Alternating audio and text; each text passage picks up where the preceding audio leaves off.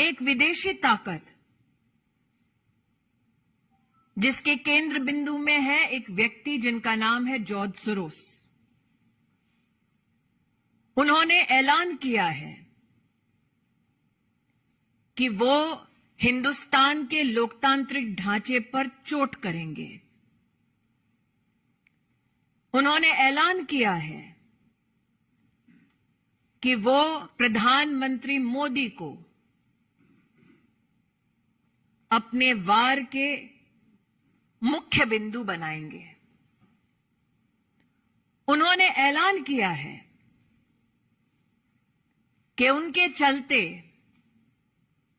वो हिंदुस्तान में अपनी विदेशी ताकत के अंतर्गत एक ऐसी व्यवस्था बनाएंगे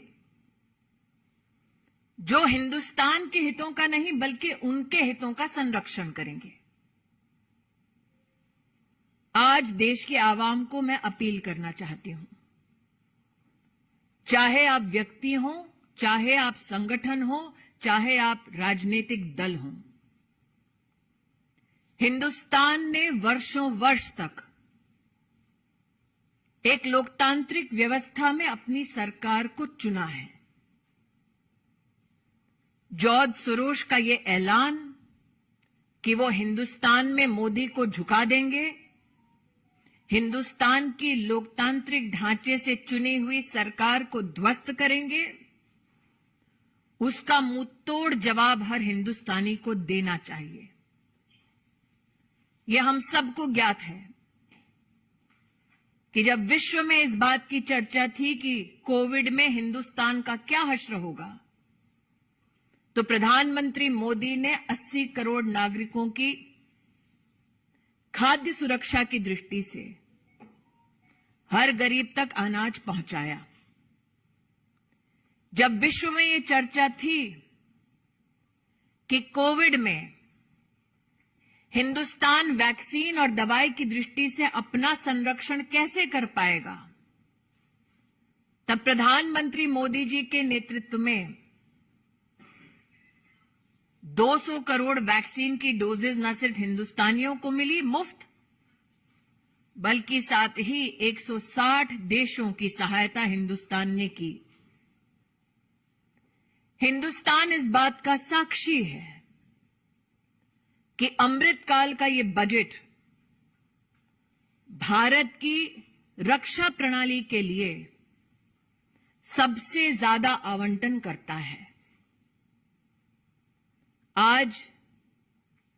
जब भारत को अमेरिका के राष्ट्रपति, फ्रांस के राष्ट्रपति, इंग्लैंड के प्रधानमंत्री आभार व्यक्त करते हैं कि उनके देशों में हिंदुस्तान और हिंदुस्तानियों की वजह से आज आर्थिक संबंध और मजबूत हो रहे हैं, जब भारत विश्व की 5वीं सबसे बड़ी अर्थव्यवस्था बनकर उभर रही है, ऐसे में हिंदुस्तान के लोकतांत्रिक ढांचे में हस्तक्षेप करने का ऐलान करने वाले जॉर्ज सोरोस को एक स्वर में हम जवाब दें कि लोकतांत्रिक परिस्थितियों में लोकतांत्रिक ढांचे से चुनी गई हिंदुस्तान की सरकार और हिंदुस्तान के प्रधान सेवक नरेंद्र मोदी ऐसे गलत इरादों के सामने सर नहीं झुकाएंगे। जब जब हिंदुस्तान को चुनौती दी गई, हमने विदेशी ताकतों को पहले भी हराया है, आगे भी हराते रहेंगे।